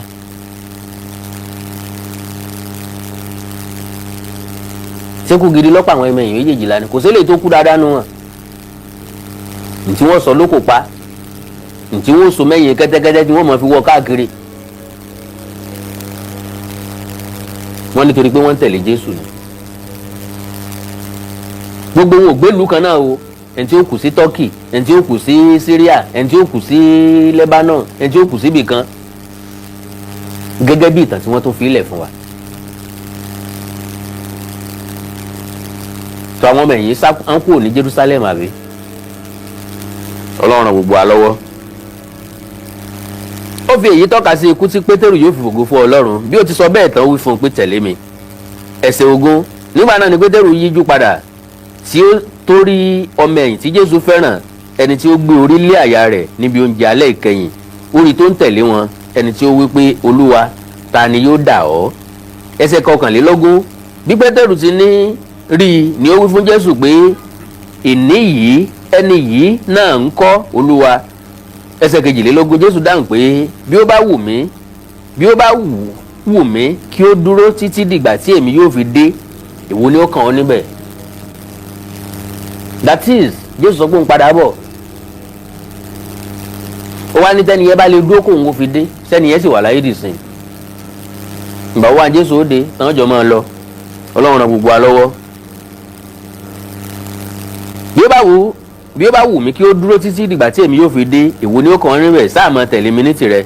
23. Ọ̀rọ̀ yìí sì tàn ká láàrin àwọn arákùnrin pé ọmọ ẹ̀yìn yìí kò ní kú. Ṣùgbọ́n Jésù kò wí fún Pétérù pé kò ní kú, bí kò ṣe pé bí ó bá wù mí kí ó dúró títí di ìgbà tí èmi yóò fi dé, ìwo ni ó kàn ọ́ níbẹ̀. ẹ̀gbọ́n nǹkan tán sọ ọ̀rọ̀ tàn káàkiri àwọn èèyàn ń gbérú mọ̀ pé àṣẹ ẹ̀rọ mẹ́yìn o Jésù ti sọ pé kò ní kú o bí yóò dúró bẹ́ẹ̀ tó ń fi dé ni. rúmọ̀ lélẹ́yìn o. ok ẹsẹ̀ kẹrìnlélógún èyí ni ọmọ ẹ̀yìn náà tí ó jẹ́rìí sí ohun wọ̀nyí tí ó sì kọ wọ́n sínú ìwé àwa sì mọ̀ pé òtítọ́ ni ẹ̀rí rẹ̀. My lovely brothers and sisters ọgbọ́n nǹkan tí mo kà ń bẹ̀ that is ọ̀rọ̀ àtẹnudẹ́nu àtọwọ́dọ́wọ́ ni so òǹkọ̀wé ló ń sọ̀rọ̀ yẹn o wípé ẹ kà náà o John chapter 21 verse 24 èyí ni ọmọ ẹ̀yìn náà tí ó sì jẹ́rìí sí ohun wọ̀nyí ó jẹ́rìí sí ohun wọ̀nyí tí ó sì kọ wọ́n sínú ìwé ó kọ wọ́n sínú ìwé àwa sì mọ̀ pé òtítọ́ ni ẹ̀rí rẹ̀ kí ló fi dá wọn lójú pé òtítọ́ lẹ̀rí rẹ̀. àwọn gangan kọ́ ló gbọ́ àwọn gangan kọ́ ló mọ̀ àwọn gangan kọ́ ló ṣèwádìí ẹni yẹn ló sọ ọ́ ló kọ sínú ìwé àwọn báwé yẹn wọ́n dẹ̀ bílẹ̀ pé ntẹ́ni yẹn sọ òótọ́ ni. lọ́dún wo ni ẹni yẹn kọ̀wé kí lè kọ́ níbo làwọn ti wá ríwé yẹn. Ọlọ́run yóò ràn gbogbo wa lọ́wọ́. ẹsẹ̀ karùndínlọ́gbọ̀n Jésù tún ṣe ọ̀pọ̀lọpọ̀ àwọn iṣẹ́ mìíràn bí a bá máa kọ gbogbo wọn sínú ìwé ní ọ̀kọ̀ọ̀kan èmi rò pé gbogbo ayé pàápàá kò ní lè gba ìwé náà gbogbo ayé pàápàá kò ní lè gba ìwé náà. Storybook ní Bíbélì. àwọn tó kọ ni wọ́n ń sọ fún ẹ yẹn pé táwọn bá ní gbogbo nǹkan táwọn ń gbọ́ tàbí táwọn ń rí làwọn máa páìlì jọ fún ọ ààyè ò ní gbà á. ṣe bí ìbákan tóbi ni kí láàyè ò ní gbà ń bẹ̀ yọ gbà wọ́n lọ́pọ̀lọpọ̀ ọdún rìn. èèyàn ní Reverend Samuel Johnson tọkọ̀wé ìtàn Yorùbá ó tóbi bàǹtúbàǹtú àwọn èèyàn kan ló pákéjì dictionary ó tóbi bàǹtúbàǹtú kọ́ hàn sọ pé ó wu àwọn káwọn sọ nǹkan kan nù ń bẹ́ẹ̀ gbogbo tí wọ́n rò pé ó yẹ kó nítumọ̀ iná gbé bẹ̀ fún wa kó lè bá ràn wá lọ́wọ́. so àkàndọ̀rà okòǹkò ọ̀bá èèyàn kankan jà o possibly ẹ̀jẹ̀ ń wò ó bóyá àwọn orí èèyàn kan tàbí méjì tí wọ́n fẹ́ pè mí lórí ọ̀rọ̀ yìí o ó possible kí n má rí i pé gbà ó ẹlòmíràn máa ṣe pè ní olórí burúkú ọmọ òwúlélẹ̀ nísìnyí kí wàá ní kí ni ìtumọ̀ gbogbo tí ń sọ yìí nísìnyí +2349151479599 +2349151479599 ọ̀rọ̀ ọmọ sọ̀kalẹ̀ yìí o mo ti mú ẹ̀rí wá o pé Jésù òkú sórí igi àgbélébù o wọn ò dẹ̀ sín wọn pákéjì ẹ̀ àwọn ọ̀rẹ́ rẹ̀ lọ́wọ́ yí òkúta kúrò lẹ́nu bòjì tó fi ráàyè jáde. àánú Olódùmarè nífẹ̀ẹ́ nìkan kan wá sílẹ̀ o èmi náà expect kọ́ nírú program báyìí o so àánú Olódùmarè nífẹ̀ẹ́ nìkan kan wá sílẹ̀ o.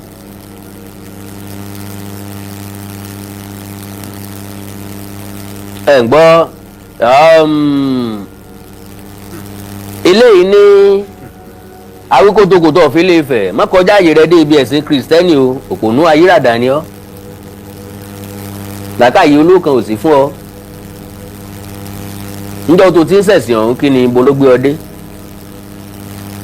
God bless you Mr. Babatunde Olabanks yóò ní wáyé tì wọ́n fún lésì tọ́tọ́ sí wọ́n fún létí kọ̀tọ́ sí so àwọn ò sí nítorí ẹni tí ó yìn wá o.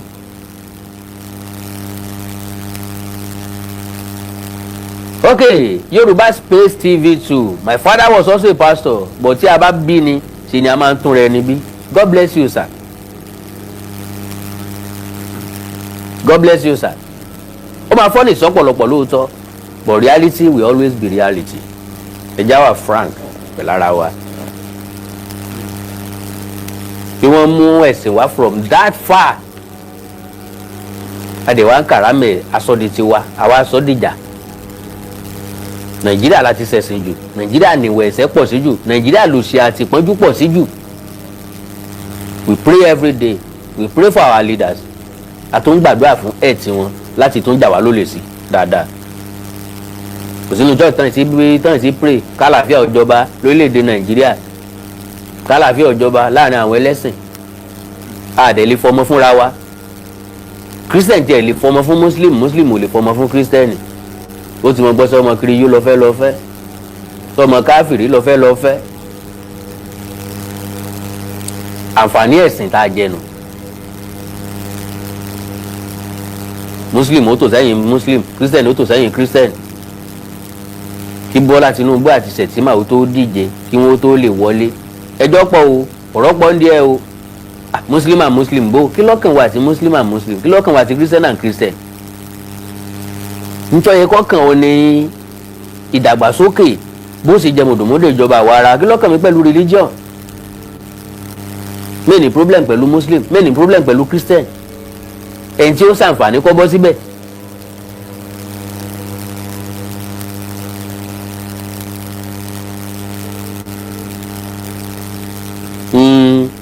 agbàgbé ara wa àrántí pé ìyẹn ẹlẹ́ran ara jọ ní gbogbo wa.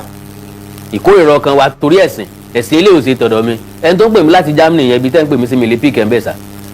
ẹ má bínú, mo ń ṣe program orí fóònù, mo ti ń ṣe program ńbẹ ni mo ń lò fún YouTube. ẹ má bínú, ẹ foríjì mi. nọ́mbà tẹ́ máa pè ẹ jẹ́ ń pè fún yín. nọ́mbà tẹ́ máa pè lélẹ̀ +234 915 147 9599 +234 915 147 9599. nọ́mbà tẹ́ lè pè mí sí nìyẹn o tí mo lè píkẹ́ o. +234 915 147 9599. èèyàn kan fẹ́ pè mí láti Germany. bóyá bàbá yẹn àbí mọ́mọ́ yẹn fẹ́ bínú sọ̀rọ̀ ní arúgbóńgó ọmọ òní ọba yìí. ilé tó lọ sọ̀rọ̀ sọ́yẹ́rọ̀ ẹ̀sìn wọn ìfẹ́ ká dá sọ̀rọ̀ ẹ̀sìn. káde ń tanra wa lójoojúmọ́, we keep deceiving ourselves every blessed day. Oh my God, my father. tí n bá ti retí kọ́ ìyá ìṣẹ́jú kan tí n bá ti rí màá end the program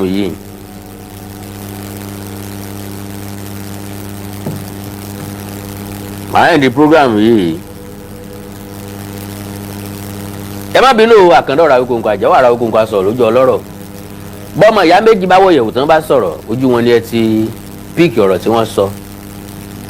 tó ọ̀rọ̀ ilé wa lórí ẹ̀sìn ìbéèrè ńlá béèrè lọ́wọ́ ara wa, àlàyé la ṣe fúnra wa.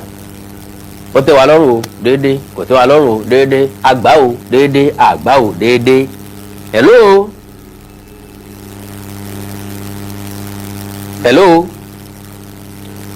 hello sir. hello sir o. ẹ̀kẹ́lẹ́ sọ ẹ̀kú ètò. yes sir. ẹ má bí mi mọ̀ pé WhatsApp mọ̀ pé YouTube nọ́mbà 10 lórí YouTube. fóònù yẹn ni mo ń lò tẹ́lẹ̀ ni mo ń lò bẹ́ẹ̀ ni sir. ok ẹ kú iṣẹ́. yes sir. ẹ kú kú lè dá. yes sir. ètò tẹ́sí lálẹ́ yìí ọ̀pọ̀lọpọ̀ èèyàn ló máa kojú àgbọ̀n sí lórí ẹ̀. bẹ́ẹ̀ ni èmi náà mọ̀. torí pé one of the topic tí àwa Africans ta máa ń bínú sí jù òun lè bí wọn lálẹ́. bẹ́ẹ̀ni. and on my own side reverse is the case because it's one of the best programs tí mo enjoy that máa ń ṣe. wow thank you sir. ilé ìgbìmọ̀ yà àtúntò máa fún yín ṣe. àmín sir. ṣé ẹ ti rí kí Elédùmarè kó má jẹ́ kí àwọn èèyàn wa kí ọpọlọ wọn kú ni tó ti yé yín. torí tó bá jẹ́ pé bẹ́ẹ̀ a ní àròjinlẹ̀ tí a mọ̀ bá ṣe ta máa ń gbé ọ̀rọ̀ sí ọpọlọ ó yẹ ká ti bi ara wa ní àwọn ìbéèrè kọ̀ọ̀kan tó jẹ́ pé àdéhùn òbíde tá a máa wà béèrè ìbéèrè yẹn àní rí ánsà sí. bẹ́ẹ̀ni. tẹ́ ẹ bá ti wá rí ánsà sí nínú religion wọ́n wá jẹ́ kó máa yé yín wípé you cannot understand the spirit the things of the spirit with carnal body, you know. And ibi tí ayédélé ní anything tí wọ́n bá gbé lọ sínú science tí wọ́n bá ti lè prove out of science will tell you that thing wọ́n ní approve ẹ̀.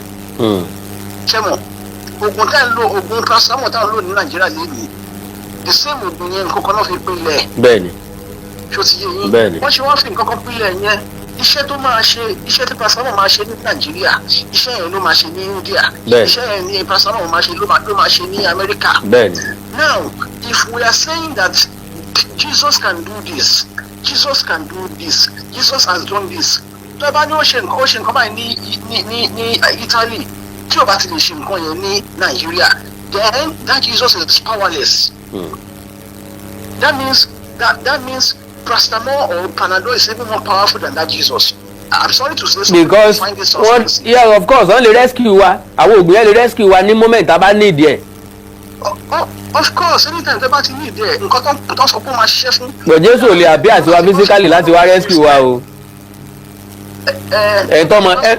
Ẹ̀ńtọ́mọ̀ tá bá gbámú, Jésù ò lè defend ẹ o, Jésù ò lè wá gbèjà rẹ o. Wọ́n fẹ́ lù pa o. Ẹ sọ̀rọ̀ ọmọ ọ̀tá ẹ sọ̀rọ̀ wọn tó ń jí àwọn èèyàn gbé. Èwo ni Jesus ti rescue náà wọn tó ń jí gbé tí wọ́n ṣe pé òun ransom wọn fi ń gbà wọ́n lẹ̀. Àbídí ó dáa wọ́n máa ní a lot of plane crash tó máa fẹ́ ṣẹlẹ̀ kò tí ì sí plane crash kankan tó máa ṣẹlẹ̀ sá all over the world kò sí plane crash kankan tó máa ṣẹlẹ̀ all over the world tẹ́ ẹ̀ bá rí Christian bẹ́ẹ̀ rí Muslim bẹ́ẹ̀. Lágbára Ọlọ́run. wọ́n lè pe Jesus.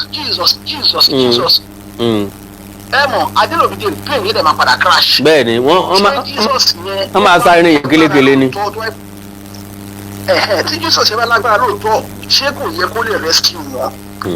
So now one funny thing ẹ sọ ọkàn lẹ́ẹ̀kan ẹni kò sí nǹkan kan tó ń jẹ́ paradise àbí heaven kan tẹ́lẹ̀ wọlé lọ. Bẹ́ẹ̀ni the truth. Bẹ́ẹ̀ni o. Òyìnbó ń lé bí wọ́n build infrastructures ńláńlá sínú ayé. Sáwọn ọ̀fẹ́ lọ sọ́run rere ni.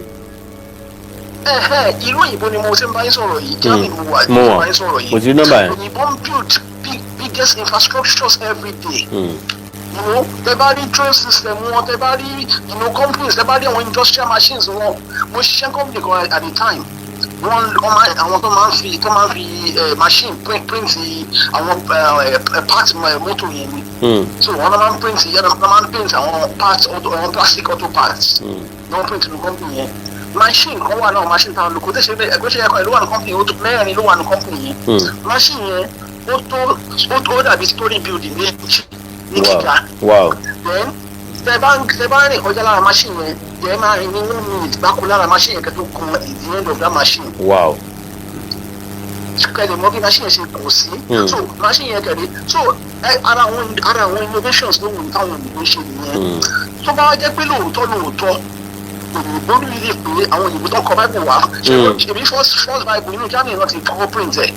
Bẹ́ẹ̀ni. Tó bá jẹ́ pé òyìnbó nígbàgbọ́ lóòótọ́ Yorùbá space ló ń bá yín sọ̀rọ̀ sáà o. Mo mọ̀ ok baba.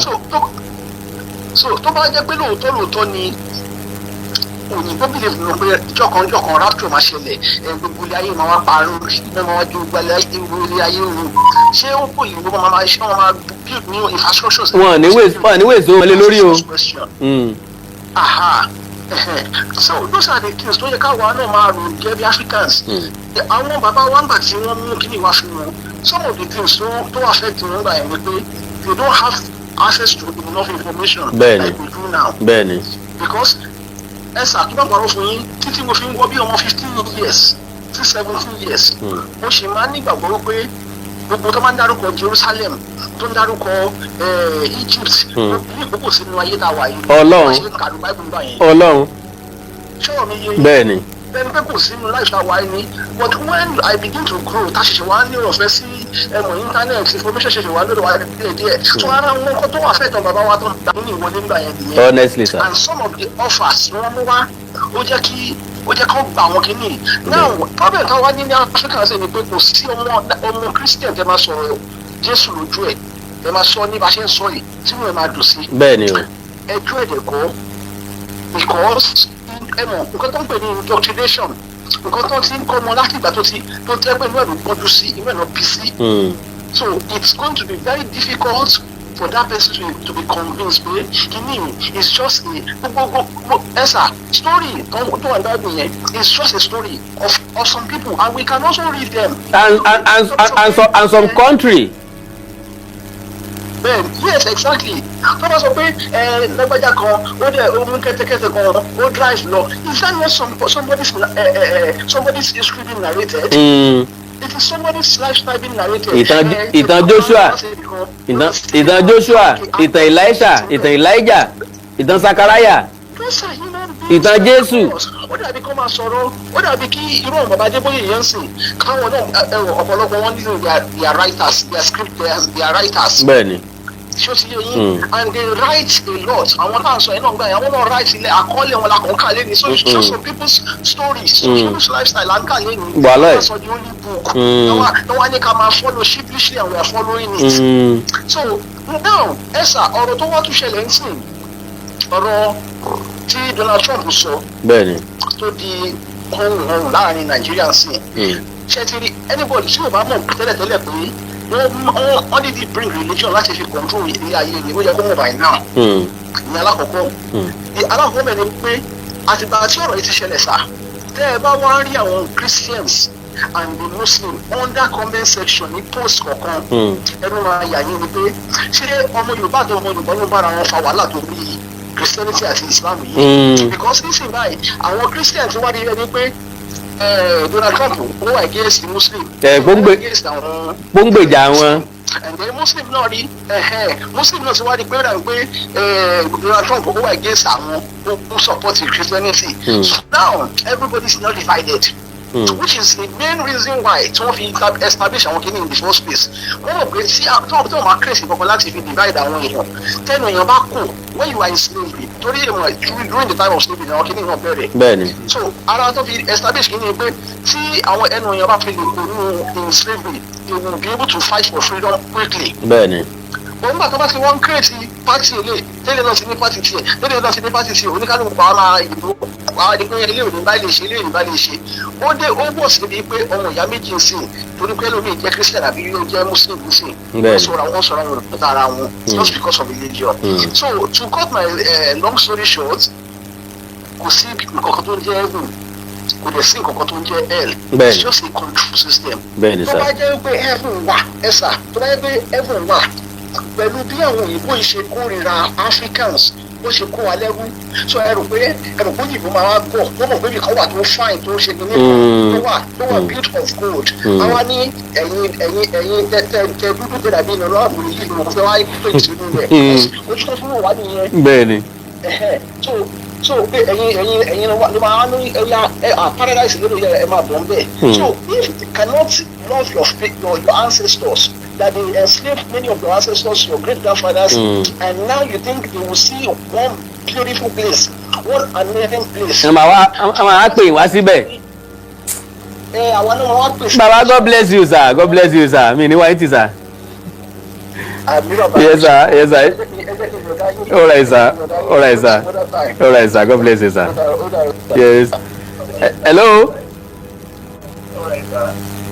Hello, sir. Hello, sir. Hello, sir. Hello.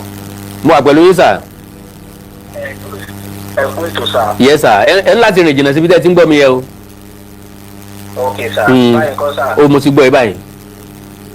Yes, sir. Ẹ kú ètò, sir. Yes, sir. Inú mi dùn sí àwọn ètò tí ẹ ṣe lálẹ́. God bless you, sir. Èmi tí ń expect ẹ̀ ti pẹ́ tó because láti 2017 ni mo ti ń follow yín bọ̀. God bless you, sir. Gbogbo program tẹ̀ ti ṣe. Bí mi ṣe máa ń wo ẹ̀sìn Kìrìsìtẹ́nì àti ti Muslim, ó dàbí APC àti PDP ni. Ẹgbẹ́ ni. Ipe tẹ́nìkan bá fẹ́ ní nǹkan ṣíṣe. Bẹ́ẹ̀ni. Wípé wọ́n lè help ara wọn. Wọ́n lè mú bí ẹ̀sìn rẹ̀ sí. So àwọn èèyàn ti sọ di business wọn níṣẹ́ kankan mọ́ tí wọ́n ń ṣe. Wọ́n á ka Bible, wọ́n á ka Quran. Oníkálukú wá bí wọ́n á ṣe rí ọ̀nà àbáyọ láti fi improve but ọgbọ́n àti máa tan àwọn èèyàn láti máa sọ àwọn ìran tí ó sì because ẹni tó ń sọ fún ẹ wípé ogun kan jà ẹ báwo láyé tiẹ̀ kan ṣe rí àkọ́kọ́ ogun tájì ẹni yẹn kan ṣe rí kó tó máa sọ ìran fún yẹn ẹni tí ò ríran síra ẹ̀ tó ń ríran sẹ́lòmíì wípé ogun báyìí jà ogun báyìí jà àdìẹ́dọ̀ gidi gbogbo tí wọ́n á fi kú lómi ọbẹ̀ tí wọ́n á fi gba gbogbo ẹrù ọwọ́ ẹ̀ òun náà ni wọ́n máa wá ọlọ́wà wà pẹ̀lú ní my brother. Àmín, sir. God bless you, sir. Ẹ ṣe púpọ̀, sir. Àmín o. Ọlọ́wà dẹ̀ máa ṣe ẹ̀ṣọ́ yín. Àmín o. Tó bá ṣe máa lọ láti ẹ̀ máa bọ̀ láyọ̀. Àmín o. Ẹ ṣe gan-an. God bless you, sir. Mo appreciate yín, sir. Ó dàárọ̀, sir. Yes, sir. well ẹ jẹ́ kí n fi mọ báwọn o kí n mọ dágbére àti mọ lọlé oníyanṣẹ́ ọlọ́bẹ̀ ṣe ẹ̀yin tẹ́ bá ń fẹ́ jẹ́ iṣẹ́ ẹ̀kọ́ ìbínú o you know me as Mr. ẹ̀yin olólùfẹ́ rẹ wo a ò ní rí jù báyìí lọ ó bá tún ṣe ń lọ báyìí a máa bù í gbọ́ lọ́lọ́kan òjọ̀kan ó dàbọ̀.